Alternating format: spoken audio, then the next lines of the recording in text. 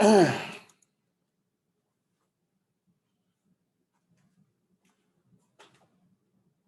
hello there. Oh, hey, what's up? How are you?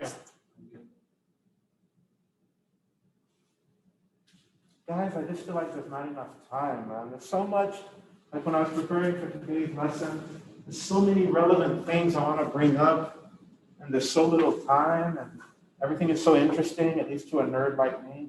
So I'm going to try and, get through. The goal for today is to get through utilitarianism. Next week, we get through the ontology, and the following week, we get to virtue ethics.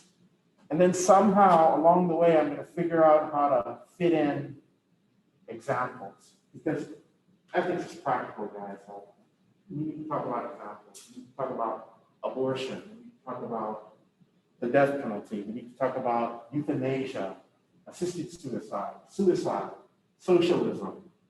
capitalism. There's just so many issues that ethics touches on. So I've got to figure out a creative way to give you an overview of everything and not get stuck going too deep in one area and miss the forest for the trees, But that's part of the excitement of teaching. I have excellent textbooks, and I've been preparing well for this, and I've done it many times. So with your help, with your feedback, I think we're going to make it. All right, guys, so I just want to jump right in because there's a couple of general remarks I have to make, and then we'll get right into consequentialism. So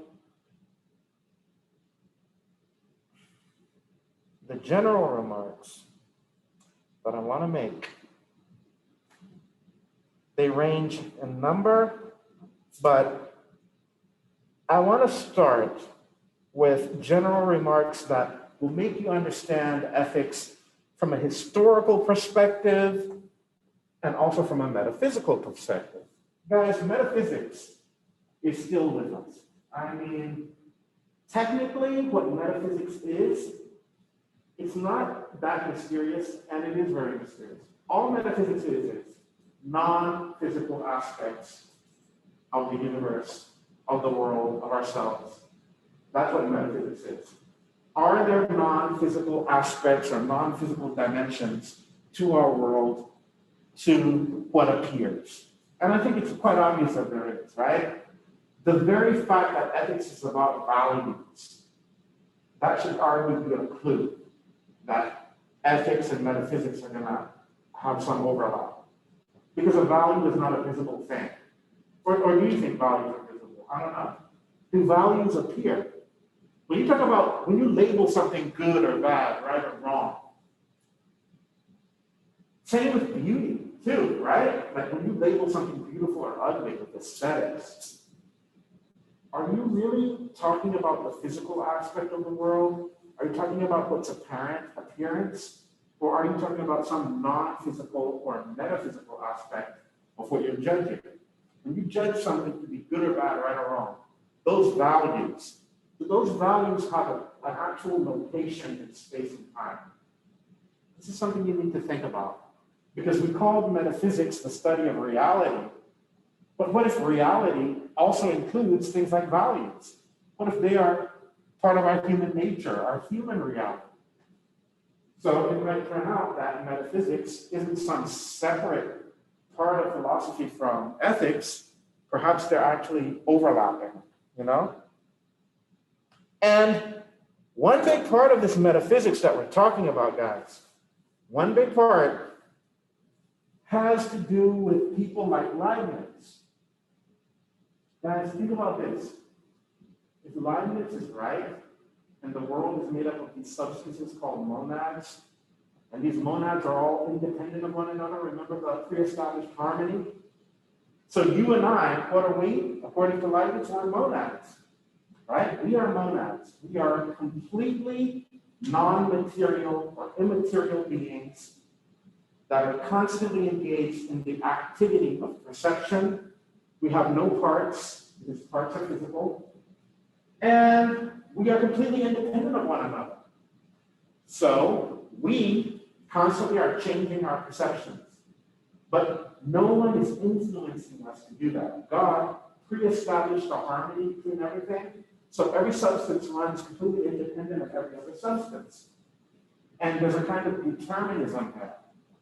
But even putting the determinism aside, I understand that with determinism, we're going to have problems saying how we can make someone responsible for what they do. But even putting the determinism aside, guys, if we take Leibniz's metaphysics to be true, the independence of one another is already a huge issue. You see why? Because the determinism takes away the responsibility, but the independence, if everything is completely set up by God in the beginning, and everything runs independent of everything else, and no thing actually influences every other thing, they just appear to influence each other because they're acting in parallel, but they don't actually influence each other, that's another huge problem for ethics. If you have that kind of metaphysics, no one thing influences another. So when Cain raises his knife to kill Abel, it just appears like he killed him. You see that? He didn't actually kill him. Because every monad, every true substance is completely metaphysically independent of another. No monad can influence another monad. But if they can't even influence each other, you can't commit crimes. You can't even do anything. In fact, our very notion of action doesn't even make sense. What we call an action. And this is true even for physics, guys.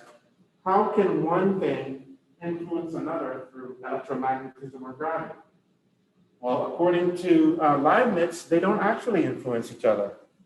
Our scientific data generates equations that show relationships between variables, but there's no real metaphysical influence. There's just physical correlations, and that's it. That's all that our equations capture. All right, moving on. I had to take notes because there's a lot I got to cover. Okay, moving on. Guys, when we talk about good and bad, right and wrong, and we're doing ethics, right? So we're studying what makes things good and what makes things bad, what makes things right, and what makes things wrong. Before we get too deep into that, I really want us to meditate deeply on what we are talking about when we say good. Because when we say something is good, when we say someone's action is good, we say someone's action was a right action. I want you to really deeply consider what I'm about to offer you to think about. In ethics, as we think about what's right and wrong and good and bad, what are we really aiming for? Are we aiming for perfection, to be kind of like God or Jesus or Krishna? Is that the standard or the model we have, perfection? Or is what we're aiming for something like excellence? And excellence is within the scope of what it is to be human. I really want you to think deeply about this. Again, think about the Renaissance, right? The Renaissance is occurring after the medieval period. In the medieval period, people were obsessed with theology and God. God had all the glory, and we were just wretched sinners. What happened in the Renaissance is that they were still religious, but they corrected that a little bit. They said, yeah, being a human being isn't that bad. I mean, our anatomy is pretty good. We have some beautiful thoughts and feelings. And even God himself, one of the reasons we worship him is because he is so beautiful. And when we imagine him, we personify him. And the best image we can make of God is a human image. So being human isn't that bad. There's a kind of correction there. So we're not just wretched sinners. We're kind of good. No, it goes back to Genesis, the early Genesis, right? God looked at his creation and it was good.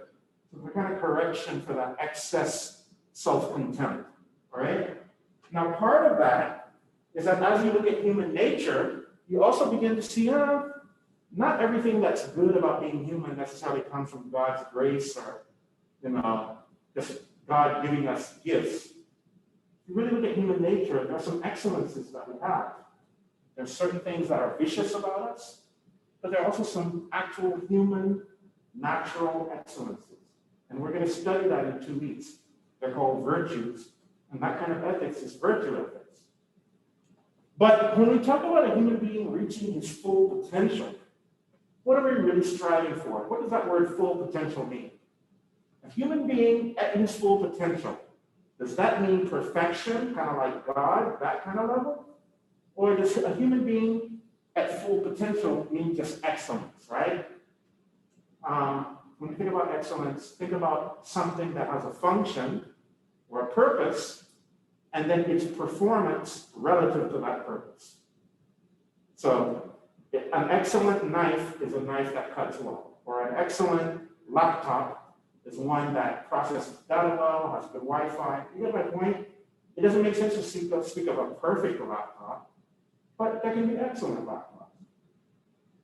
I want you to think deeply about this because this is going to bring into focus one of the biggest historical issues that we're going to grapple with in the history of ethics and in the history of Western culture in general.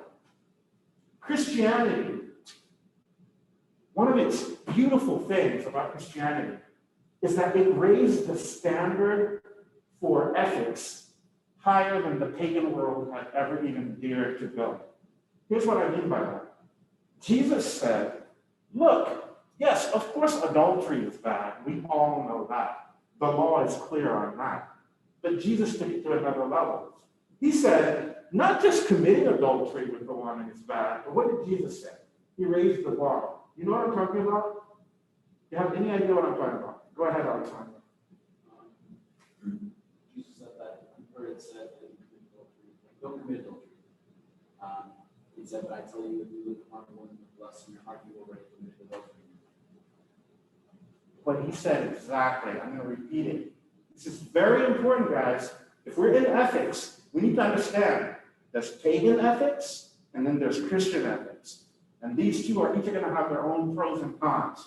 What he said is exactly right. There's scripture with Jesus saying, you guys think, according to the law, that adultery is physically sleeping with another man's wife or something like that. And he said that is bad. But he said there's something prior to that, and even more immediate than that, that's a transgression. For you to even have a quote-unquote impure thought, you see what I'm saying? The impurity of your motives and your intentions and your thoughts. That's the new standard. So the pagan world doesn't have anything like this. Yeah, the pagan world will forbid adultery, but just because you don't want a bunch of people fighting and killing each other because they're sleeping with each other's wives and husbands. Like it's very, like, hey, since we're running a society here, let's forbid something like adultery because we just don't want problems. You know what I mean? It's a very practical consideration. But Jesus is not looking at the practical part. Jesus is here to reform souls. You know what I mean? So ethics here is sublime. It's much nobler. It's, wow, Jesus actually cares about me not feeling lust to begin with. All right? So the reason I'm bringing this up, guys, this is very, very important. Christianity raised the bar. And some people would say Christianity raised the bar so high that it's more like perfection than excellence. You see what I'm saying? Now Jesus expects you to be perfect. Isn't there a Bible verse where he actually says, either him or Paul or someone in the New Testament, I want you to be perfect like your Father in heaven is perfect, right? I think the actual translation in the New Testament literally uses the word perfect. I'm not sure. But the bottom line is Christianity outshined all the pagan ethics. And there's a cost-benefit analysis to this, right? So the pagan ethics was naturalistic, Like I said, the ancient Greeks, right? They had a god of war, a god of love. Every aspect of being human was projected into divinity. And by making it divine, you justify it. You're basically saying, look, yes, there's different aspects to human nature, and some of these aspects are destructive, that's true, but some are delightful. And even the flaws that human beings have, even those, if properly understood and appreciated, even those flaws can be beautiful. That's the pagan mentality, and that's also the Renaissance mentality. We human beings are comical and tragic beings at the same time. Our comedies, we live ridiculous lives, and Zeus probably spends a lot of time laughing at us like, Jesus Christ, man. These people are crazy. They're just, when he looks at our sin, he doesn't look at it the way the Abrahamic religions look. Yahweh is more likely to get angry at us. Zeus is more likely to laugh at us. You see the difference in approach? Okay. So we've got that different attitude from the divinity, and then we've also got the divinity itself living the kind of life that we are.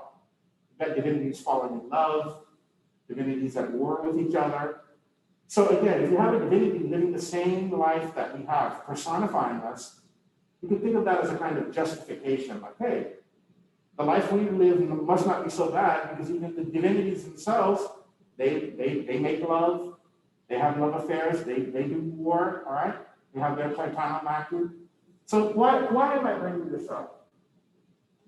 Because the pagan and the Christian ethics are going to come into conflict in history, all right? There was a battle for the soul of Europe and for the soul of the West, and Christianity won. Constantine, have you heard of an emperor called Constantine? Yeah, he was a Roman emperor, and he basically, before that, the Christians were persecuted, but Constantine said, Christianity is now a respectable religion, there is no persecuting them. And about 50 years later after him, there was another emperor called Theodosius, who took it even further. And he said, not only is Christianity now tolerated, but now it's the only religion. For some reason, the historians probably are still figuring out, Christianity was the winner in the contest for which ideology, which philosophy, which religion would rule the Roman Empire and Christendom, Europe. Okay. I'm setting you up to see, guys, what we call ethics. Even though I'm giving you these different ethical theories and these different philosophies, there's so much that I'm leaving out. There's so much history here. There's so much culture here, right? In different cultures, ethics will show up differently. In a pagan culture, ethics will appear very natural, right? Of course, war is bad and aggression is bad. It's destructive. But from a pagan sensibility, you even have gods of war. So yes, it's destructive, it's bad. You don't necessarily want it, but at the same time, it opens up a little domain of excellence, right? Achilles is excellent. Ajax is excellent. Odysseus is excellent. Same with love. Now, love can be very wonderful and delightful, but it also can cause problems. The Iliad. The Iliad is a story about a war caused by a woman who was seduced by a Trojan prince called Paris. Again, the pagan sensibility is, yeah, love can be destructive, it can even be tragic, but within that, beautiful things can happen. Like a love affair can be beautiful, delightful. So again, the main thing I'm trying to force you to see is that ethics from a pagan perspective is very natural. But because it's natural, the only thing it can offer is certain occasions for excellence. But there will also be many occasions for vice, and the total understanding of what it is to be human is that we're very flawed, but many of our flaws are beautiful. Now, the Christian understanding is that we are so wretched and so flawed that it is only by God's grace that we have anything good coming out of our lives or our human nature. That's what Augustine, I haven't talked about a philosopher called Augustine, but Augustine had that kind of mentality, and so did Martin Luther, the leader of the Reformation, as he was reforming the church. That's the kind of mentality. Like, you don't earn your salvation. That itself is a kind of pride. As if you're going to get merit, as if God is going to respect your petty little merit. You know, you said 5 Hail Marys or something, I don't know. You practiced penance or abstinence or something, and now you think of somebody. No, you don't earn God's grace. You don't earn your way into heaven. Everything is nothing but God's mercy and grace, and that's it. You see how that's very different? So we are imperfect from the Christian perspective, and God is perfect, and the gap between those is so big that only a sacrifice by a perfect person on a cross could cover it. And so after the sacrifice, once again, we can't do anything on our own, so it's a matter of God's grace. It's a very different understanding of what it is to be ethical from a Christian point of view. This is very important, guys. Do you understand what I'm saying? Is it making sense? I mean, there's so much history here, but I'm going to tell you about utilitarianism and deontology and virtue ethics. You aren't going to hear any of that in the coming weeks. So I have to spend some time now. This is very, very important. You will not understand a lot of our culture if you don't see that pagan Christian dynamic. And I'm going to mention one philosopher who really picked up on that pagan Christian dynamic, and his name was Friedrich Nietzsche. How many of you have heard of Nietzsche before? Nietzsche? Okay. So that pagan Christian dynamic is, it really comes to a head in the 19th century for a couple of reasons. One of them is that biblical criticism became an independent art through philology. And people started going back and reading ancient texts and saying, not what does it say to me as a commandment or as a dogmatic sort of creed, but how should I properly interpret this given proper principles of exegesis and interpretation, given everything we know about history, given corroborating evidence. I think you see where I'm going, right? If you take a religion like Christianity, which claims actual historical facts, right? Like Jesus was born at a certain time and died at a certain time and performed certain miracles.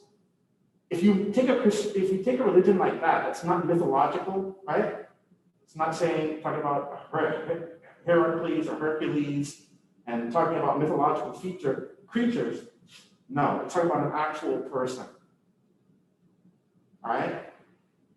It is understandable that once people get into the habit of processing evidence according to strict rules, then Christianity will become defensive. You see what I'm saying? Because it's claiming certain things about history. So in the 19th century, eventually, people said, okay, we treat Roman texts and Greek texts according to strict rules of evidence. What would happen if we subjected the Torah to strict rules of evidence? Talking about floods, talking about parting Red Seas. I think you see what I'm saying, right? What would happen if we stopped treating it as untouchable? And since it's claiming to be historical, let's get into it. Let's see if it can survive the scrutiny of an actual biblical scholar with scientific principles of evidence. How old is the earth according to the Bible? And how old is the earth according to new geological studies of the earth? Do you see where I'm going with this? Okay, guys, so it's in that environment, if you add on Darwin, saying that man was evolved from earlier forms of species, when you add Darwin to all of that, it's in that environment that Nietzsche, a German philosopher, had a very interesting insight. He saw, through his philological study of ancient texts, the Greek texts, like the tragedies and the philosophers, the Roman texts, and then the Hebrew texts, he started comparing them. And then looking at their current configuration in our current culture. And he said, oh my God, we have a crisis on our hands. The scientific principles, which are basically a form of honesty, right? To be scientific is basically to take honesty to a level of methodical precision, right? So if we get honest about ethics, right? If we get honest about ethics, then ethics, in the form of honesty, undermines itself. Why? Why would ethics undermine itself? If we get really honest about ethics, and honesty itself is a form of ethics, why would that close a loop that cuts down ethics? Well, what he thought is this. If you study the history of ethics, and you see this Greek and Greco-Roman model versus the Judeo-Christian, one thing is going to strike you. What was the social status? What was the socioeconomic and political status of the people who invented the Christian ethics? And in contrast, what was the political and socioeconomic status of the people who invented those Greek and Roman ethics? And if you really think about that question, it will open up a whole new world to you. And you will begin to see that it is relevant to the question of what's really going on in ethics to spend some time studying who is the person making these values or issuing these values. Who are they? And what kind of pressures are they living under, socially, economically, and politically? And what effect is that having on their psychology? And what effect is that psychology having on the kind of ethics that they will have? You connect the dots that way, my friend, you are in for a treat. Nietzsche's going to tell a story. And it's a kind of vague, fuzzy story, and he's aware of this.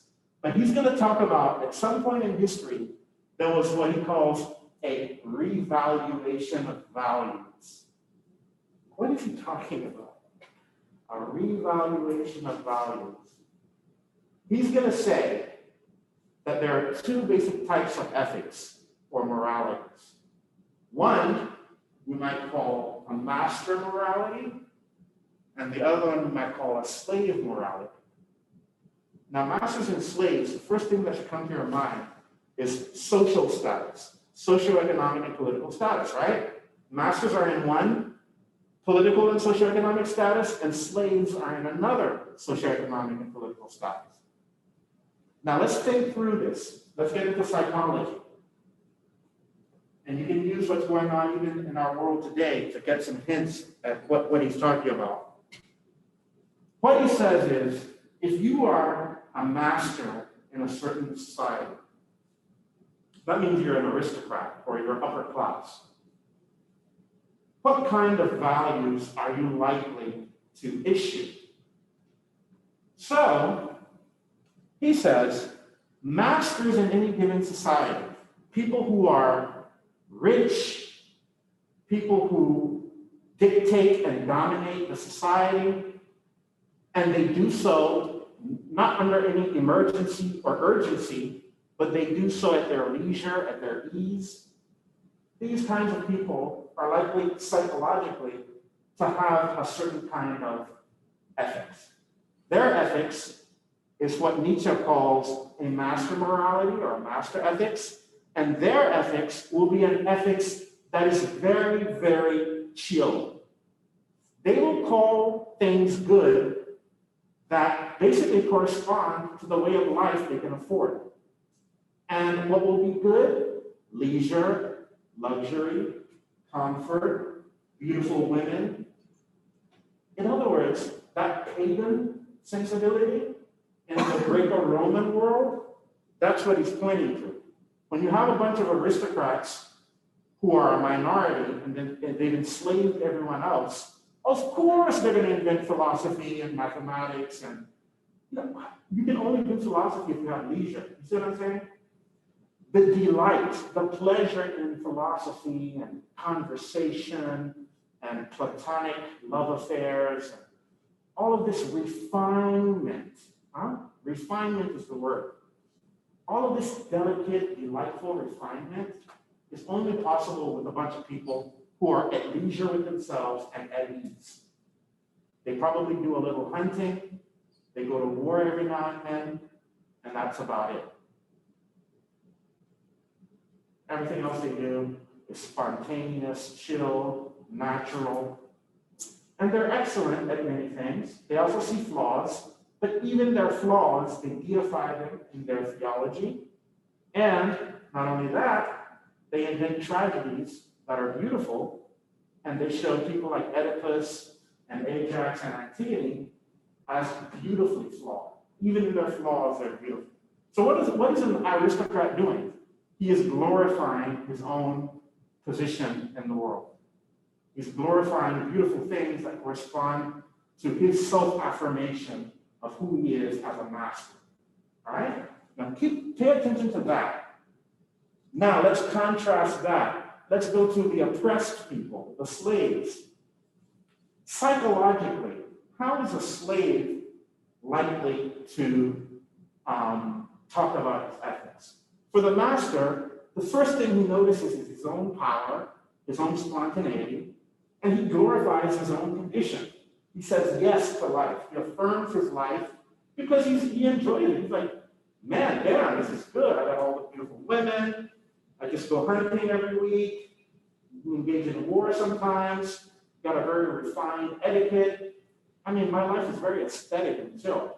That is what he will affirm, and that's primarily what he will see.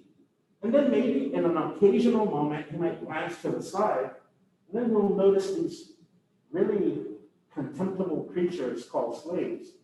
And only as an afterthought, we'll be like, man, it must suck to be a slave, to have no leisure, to be forced to do whatever you have to do, to think about your own survival.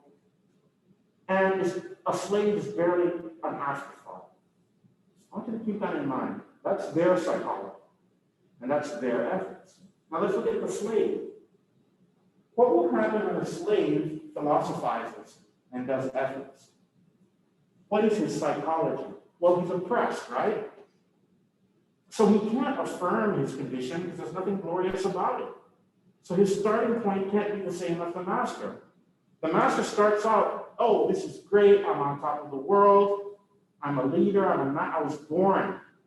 I was a hereditary nobleman. I was born into power, born into luxury. So the first thing he affirms is his own position. The slave can't afford to do that. The slave, the first thing he sees is misery. And he has to think about his survival. He has no leisure.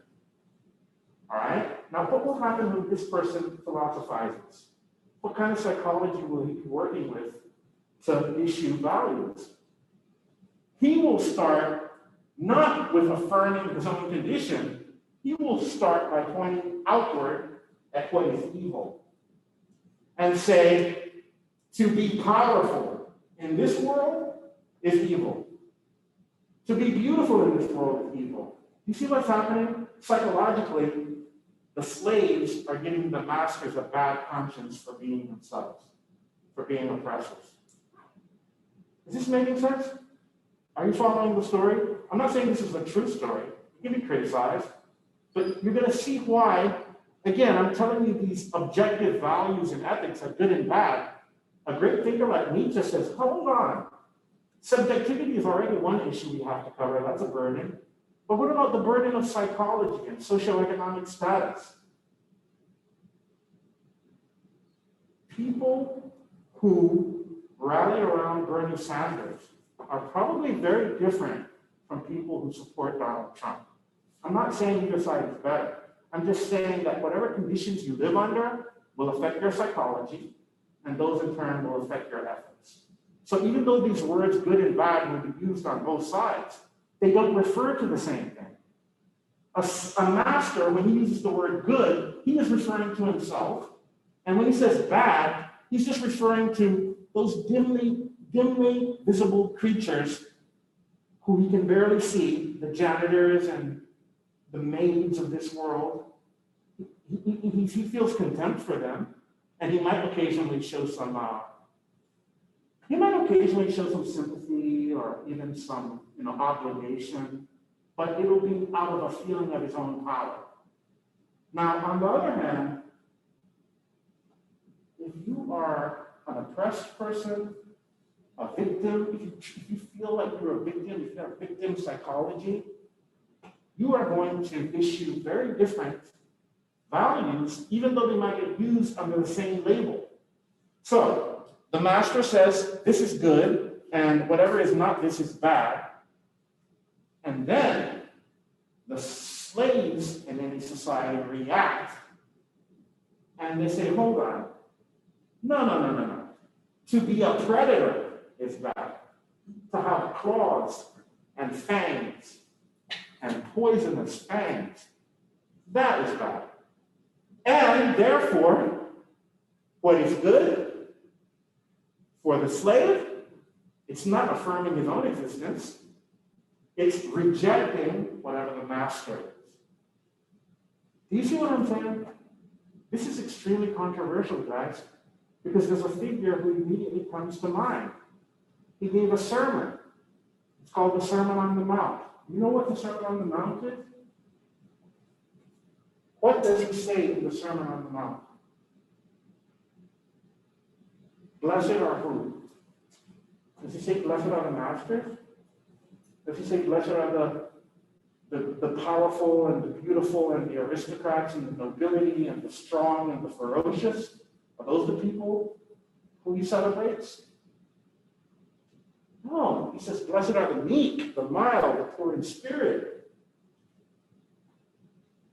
Remember I told you about that contest that happened before Constantine? The Roman nobility is declining. The senators are dying out. People like Augustus Caesar are doing their best to pass marriage laws so that people will continue to marry in the aristocracy so that the empire will continue. He's desperate. But people are out here not even reproducing. The senator class and the nobility is declining. So what's happening? You're recruiting more and more from the underclasses, not from the nobility. And it's that underclass that some people theorize led Constantine to declare Christianity a legitimate religion. Why? Because he was capitalizing on the fact that now that most of his army is Christian, he might as well validate their religion and then legitimize his authority. You see what I'm saying? So Christianity is spontaneously spreading, right? You've got early fathers of the church, you've got councils of the early church, you've got popes, and you've got people like Paul spreading the religion in Rome. That's really early, right? But then later on, it gains its own momentum. And you've got the nobility, the aristocracy is dying out. So more and more and more of your population is Christian. So they're against you. You're in power. These are people in the lower classes. And the barbarians are also closing in on you. And you're beginning to hire the barbarians because they're more barbaric, basically more forceful than these slaves. So there was an English historian named Edward Gibbon. He wrote something called The Decline and Fall of the Roman Empire. And one of the reasons he gave for the decline and fall of the Roman Empire is that as the Christian population and the slaves increased, when they would conscript armies, they were running out of aristocrats. Now they were hiring regular slaves. And then you're relying on the barbarians and you're making them mercenaries, right? You're afraid of them because they might invade, and they did invade several times, but then you try and get them on your side. So you pay them as mercenaries and you make them part of the Roman Empire. So the Senate and the aristocracy is decreasing slowly. Then your slave population is your own army. Then, on top of that, you're surrounded by barbarians, and you're trying to buy them into your empire. So in 476, the final overthrow of the Roman Empire happens, and that's it, game over. So, I mean, we now have the new Europe. We have the countries that would eventually become Germany, France, England, Spain. So it's in that atmosphere when Constantine was deciding which religion to honor. He had very noble religions to choose from. Stoicism, Epicureanism, those are very noble, refined religions. But they're the kind of religions that can only exist within an aristocratic class that has leisure and luxury and comfort, that delights in ideas for their own sake. But history didn't turn out that way. So Stoicism died, skepticism, Neoplatonism, none of those won over a Constantine. And so now, in this new Christian world, what do we have? We have a whole bunch of priests at the top of the feudal structure, medieval structure, and they've restructured society. What does Jesus also say? The first shall be last and the last shall be first, right? Look at the medieval society. Who's on top? It's the priest. That's the first estate. And the second estate is the military. And then the third estate. So Christianity restructured the West, is what I'm saying. So when we talk about being an ethical human being, being a good human being, I would be doing you a disservice if I did not point out to you that given Europe's and the West's different roots, and the Greco-Roman pagan roots, the Judeo-Christian roots, those are very different understandings of what it means to be good. And the psychology behind them is very different. Once again, in that new world, you do have a kind of master morality again, and a slave morality. They reoccur even within that Christian framework. You can't escape psychology. Is this making sense? Right, so when Nietzsche reads the Sermon on the Mount, he's very suspicious. Very unlike a Christian.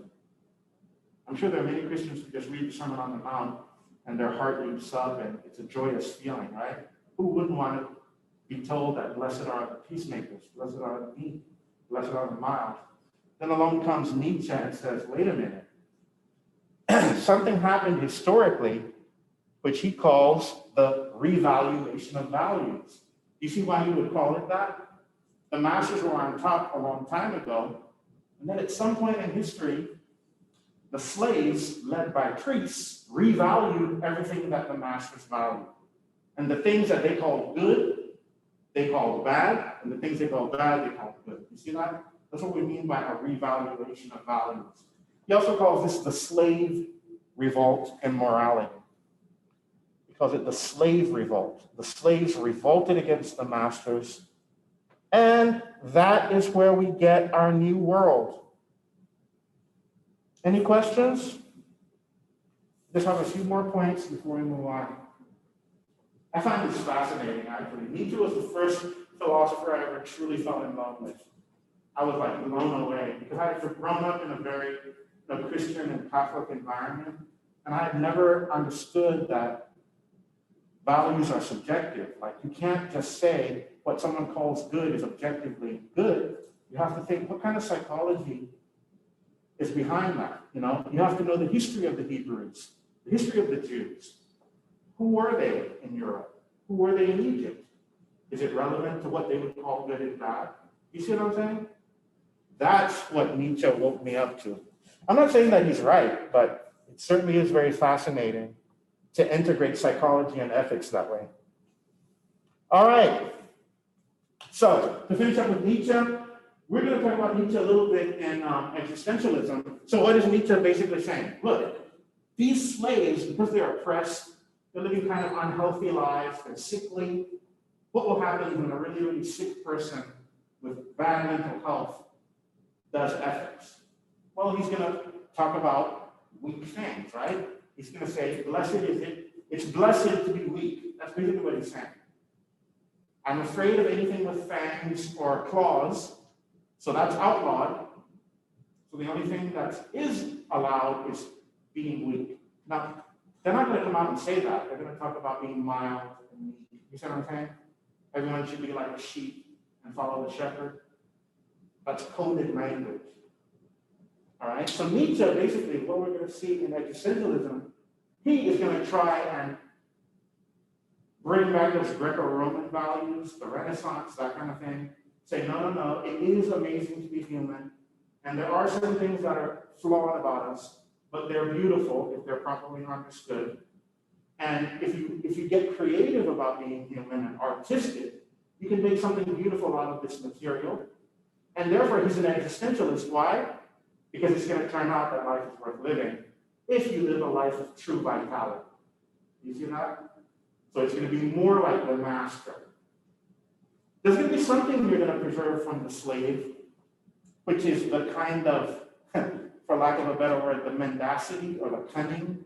He admires that cunning and literally taking what someone else says is good and tenaciously saying, no, it's bad. That takes discipline. And it wasn't the slaves who really pulled that off. According to him, it was the priests. Only a priest, who is himself a kind of aristocrat, if you really think about it. The priests come into conflict with the warriors or the knights. The priest starts talking about, instead of good and bad, he starts talking about things like pure and impure, right? And then you have someone like Jesus, right? With that psychology. The master is likely to say, adultery is bad. Jesus goes a step further and says, no, it's not just bad. With that priestly sensibility, he's going to say, it's impure. Even before you get to the act, you're already impure. Your soul needs to be purified. And with that, you've gone beyond excellence, now you're at perfection. And once again, you're going to fail at perfection. You can't win that way. All right, guys, I'm setting you up for existentialism. I'm complicating your lives a lot, but it is good. Now, guys, I just want you to take a moment. When you think about the human being, this is very important, guys. A big part of ethics is punishment, right? Do we deserve punishment? Is the institution of punishment justified? Now, guys, I just want you to take a sweeping look at the whole picture, the total picture of being human. Human nature, all you know about great celebrities, great figures from history, religious figures, yourself, your family, your friends, everything you know about being human. And here's the question I want you to think about as we go forward.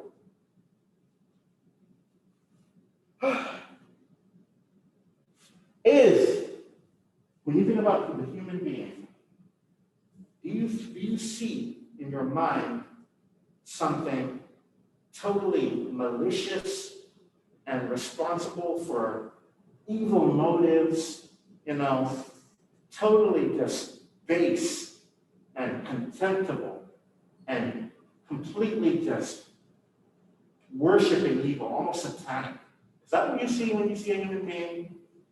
Or when you see a human being, you see something like an utterly innocent and naive creature.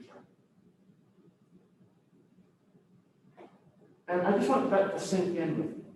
Just think about it very deeply.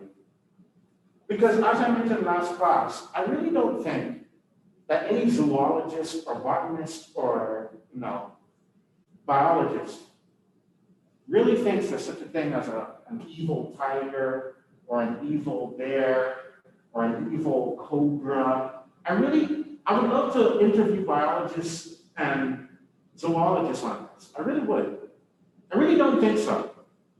They might say that the tiger is ferocious, but I don't think they would say that the tiger is evil.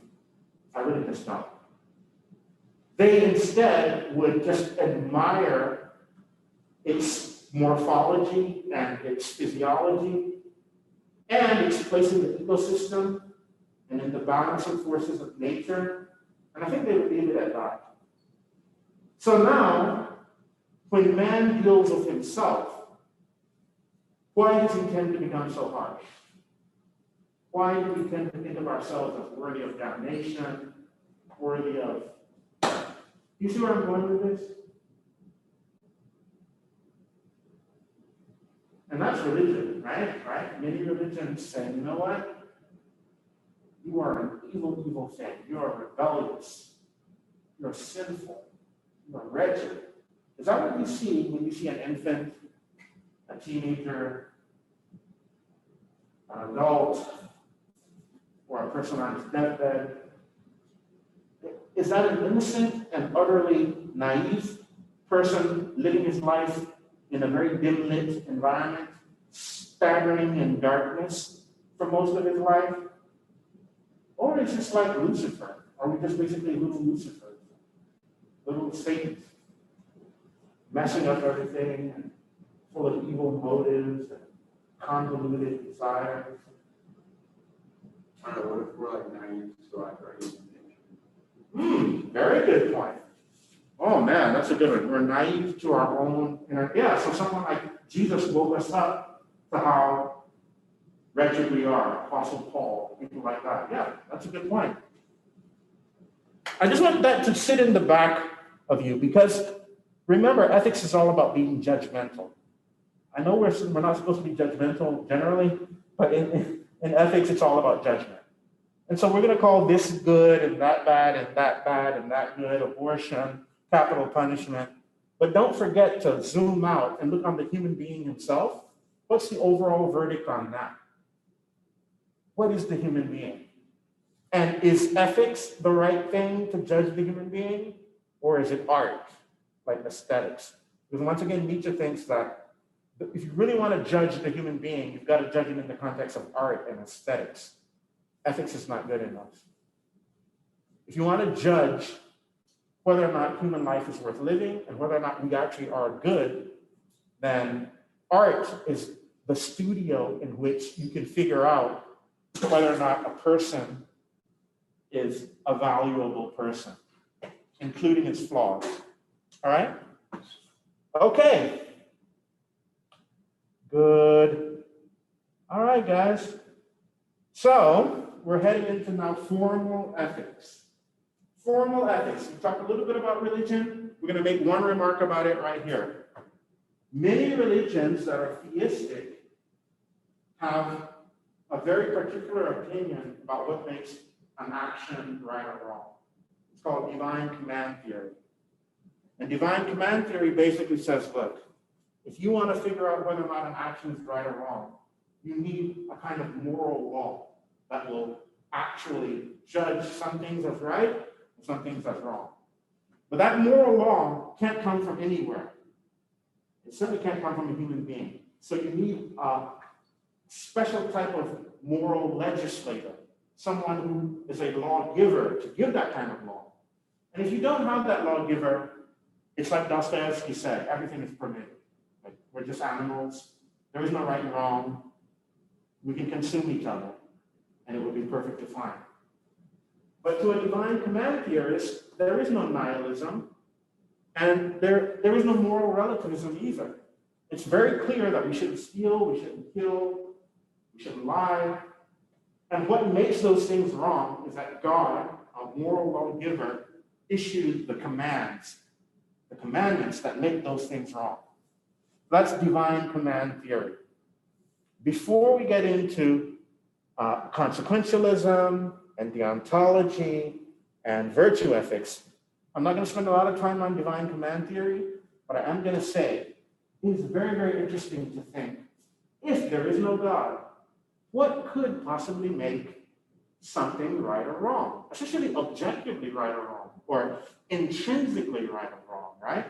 You've got atheists like Sam Harris who try to say, well, if we're conscious and there are states of pleasure that are definitely preferable to states of pain, then we can work out a secular, naturalistic morality which just tries to maximize pleasure or well-being and minimize misery. You've got secular atheists like that who try to do that. But it really doesn't work very well because who cares? Who cares if you are miserable or you're blissful? Those states in themselves are not normative. In other words, they're not prescriptive. There's nothing about being in a state of pleasure that in itself also says, this is the kind of state you should be in. You see that? Normative or prescriptive means something like ought, right? When you say, I ought to tell the truth, even if it coincidentally maximizes well-being, the fact that it maximizes well-being and society gets along great when people are honest, that itself doesn't create the ought. The ought is a very weird thing. How do you generate an ought purely from nature without God? Again, look at the animals. Do the animals have an ought? I don't think they do. And if you are an atheist, then we're completely integrated into the rest of nature. And it doesn't matter. Nature doesn't care if we maximize well-being. You see that? Nature is indifferent. If we do it, okay, fine. It's not against it, but it's indifferent. There is no ought. So David Hume was really big on pointing that out. And I think Sam Harris has been criticized very heavily for being unable to generate an ought from an is. You see that? And the fact that something is, that has no implications for ought. Those are just, nature is just completely morally neutral. All right? All right, guys. So divine command theory seems to offer us some kind of ethics, right, wrong, good, and evil, but it's metaphysical, right? So scientists aren't going to really be able to do much with this. I mean, neither God nor his laws are the kinds of things that you can study scientifically. And then on top of that, from a purely philosophical point of view, there's the issue of, well, okay, if divine command theory is true, we've got a couple of questions we've got to follow up on. For example, is anything God commands automatically good? If God commands killing the, Moabites or something? I don't know. If God commands the Hebrews to kill another tribe, are we really going to say that him just commanding it is enough, sufficient? You see the problem? Can God do whatever he wants, and whatever he wants automatically becomes good? That kind of willfulness, like whatever God's will is, that makes things good, we're uncomfortable with that. Because we're uncomfortable with tyrants. A benevolent tyrant, okay, but those are rare.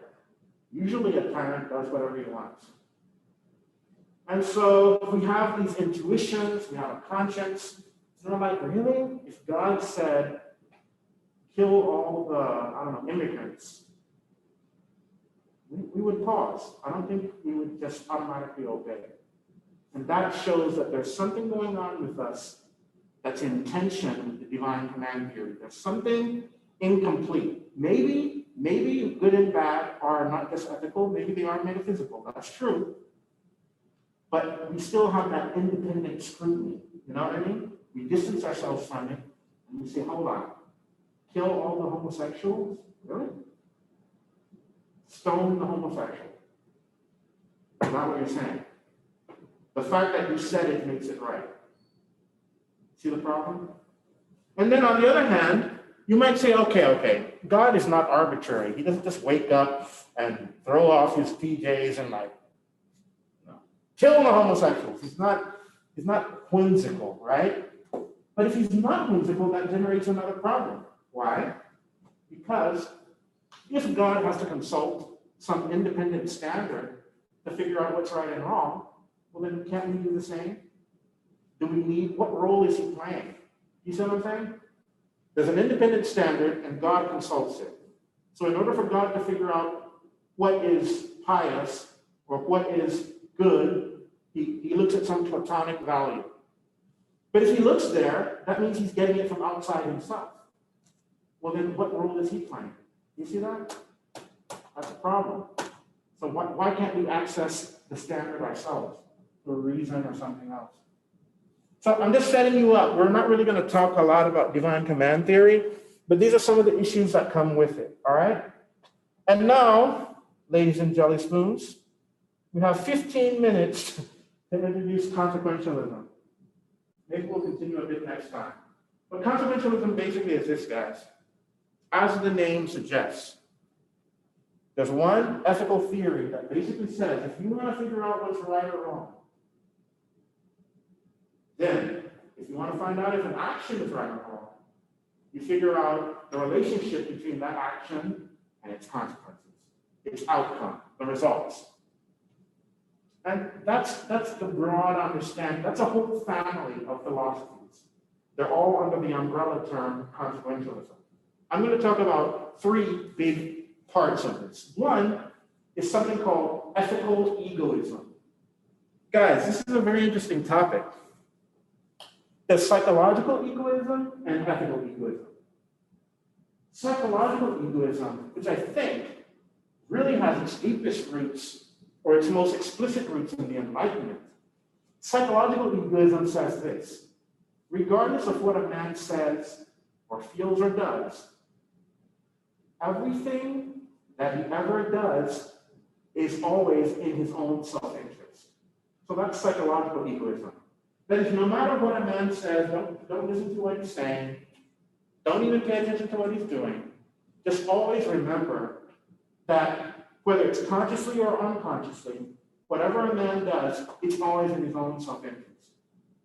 So if a man dedicates his life to Wall Street and investment banking, right, and finance, I think it's pretty easy to see how that's self-interested. But now, what if a man becomes a monk and does something like what St. Francis of Assisi did or Mother Teresa? How can we tell a story where even that would be egoistic? You have any ideas?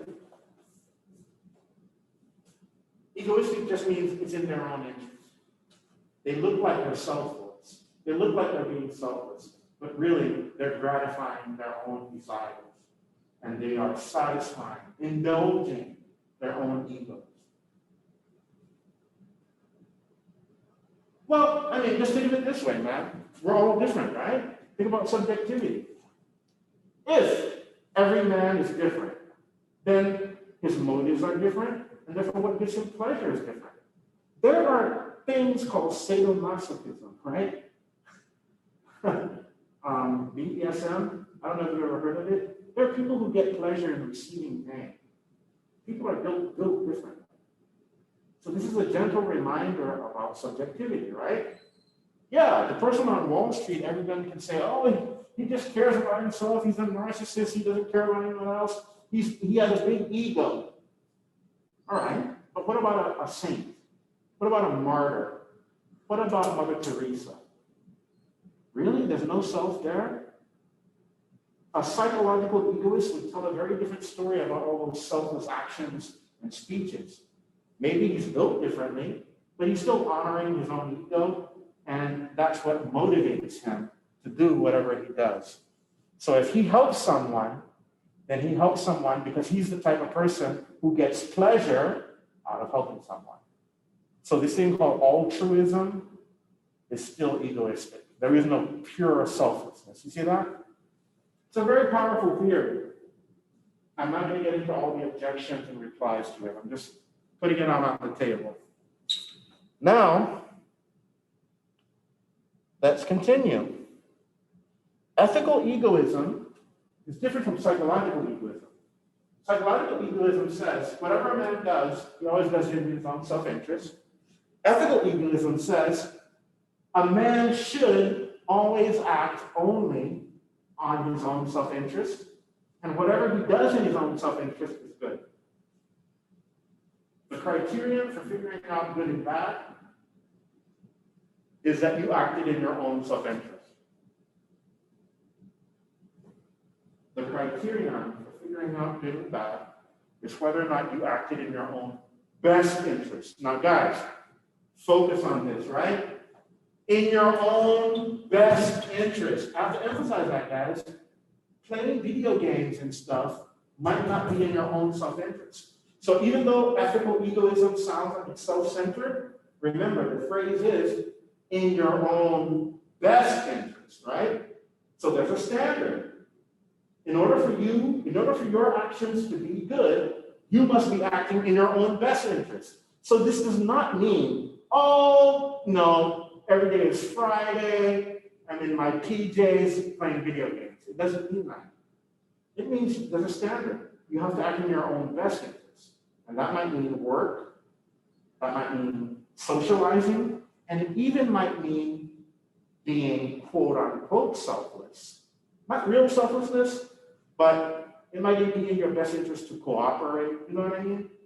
So that word egoism can be distracting if you don't read it properly. Ethical egoism could actually be a very civilized and sociable person. Why? Because he's realized it's in my best interest to get along with people. I'll get more of what I want if I sacrifice a little bit of comfort and liberty and solitude. Okay? And now we can introduce the main game in town, which is utilitarianism. Utilitarianism is the type of concept. So ethical egoism is one type of consequentialism, but it's focused on the individual. Utilitarianism is the philosophy that says, it's the type of consequentialism that says, the type of consequence that matters is the happiness of the greatest number of people. So ethical egoism does look at the consequence, but only for you. Utilitarianism looks at the consequence for everybody involved. You see that? The difference? Both ethical egoism and utilitarianism are consequentialists, but the consequences are different. One is the consequence for you, the other is the consequence for everybody involved. And in utilitarianism, what you're trying to do is maximize the utility or the happiness for everyone. Now, if I leave it at that level, you might think, okay, does this mean that, think about it, guys. What more, if you really love your fellow man, what more could you want for him than that he live a life that is as happy as possible? Is there what more could you want for him? I really want us to think about this deeply. Because utilitarianism was invented by two philosophers, Jeremy Bentham and John Stuart Mill. And I got to tell you guys, again, this is why history is so important. They were reformers. And I actually believe that they loved their fellow man, kind of like religiously almost, but as philosophers. You know what I mean? Like John Stuart Mill was a feminist. He wrote a book, very famous, The Subjection of Women.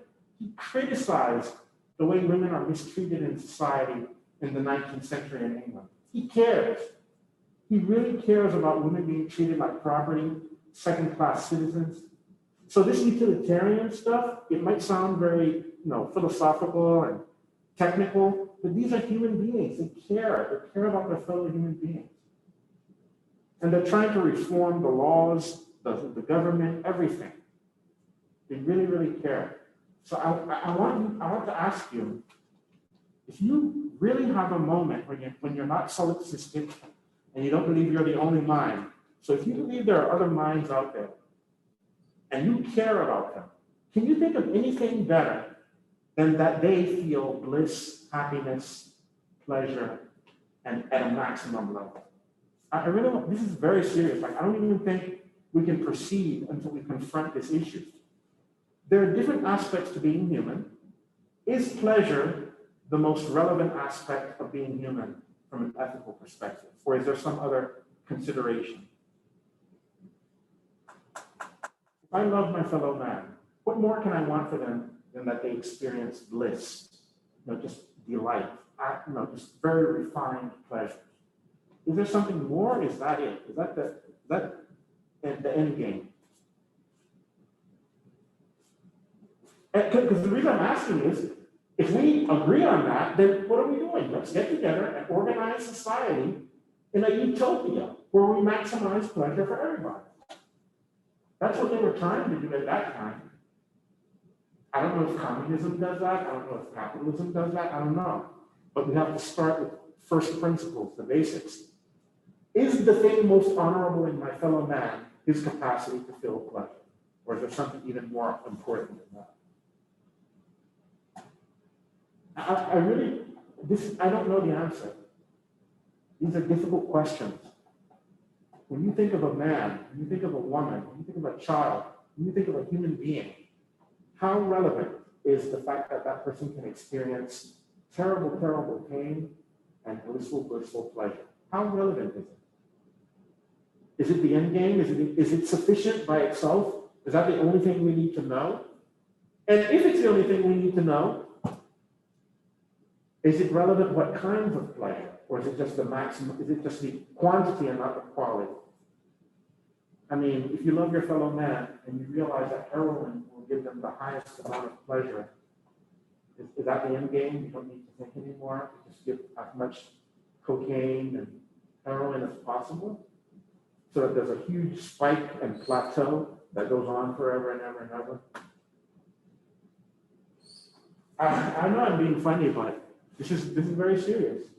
What does it mean? And then on top of that, subjectivity, right?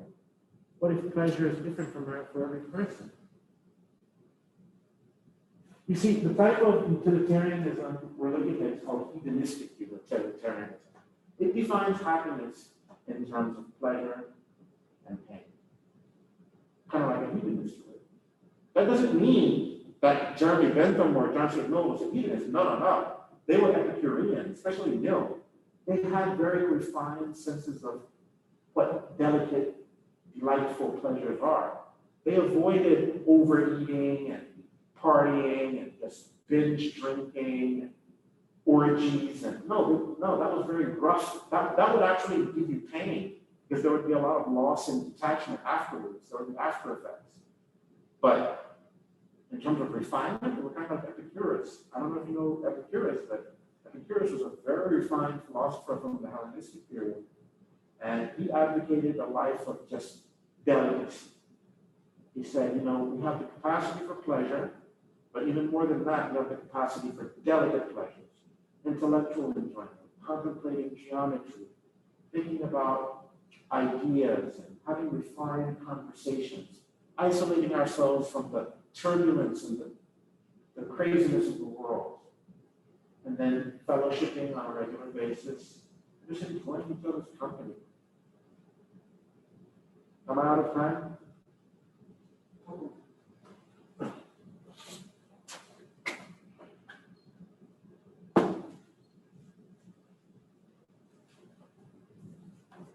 You have questions?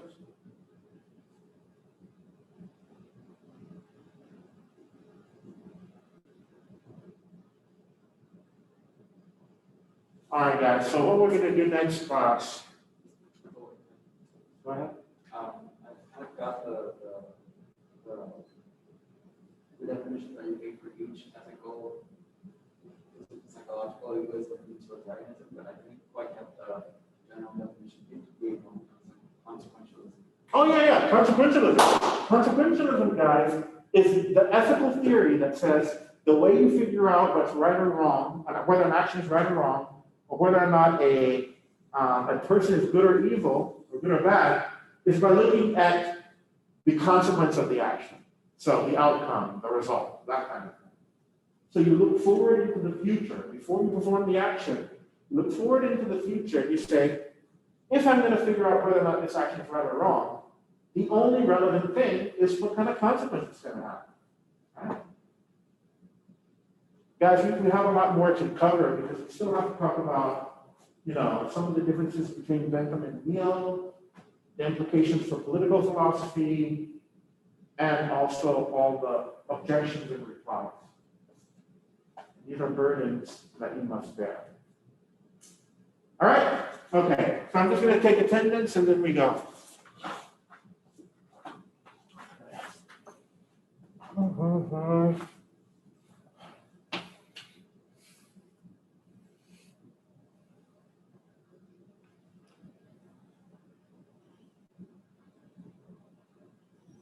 Dante, 12?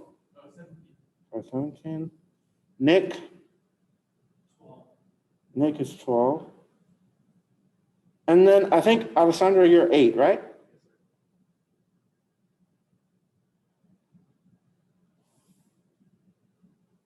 All right, guys. I will see you on Monday. Have a great weekend. And hasta luego.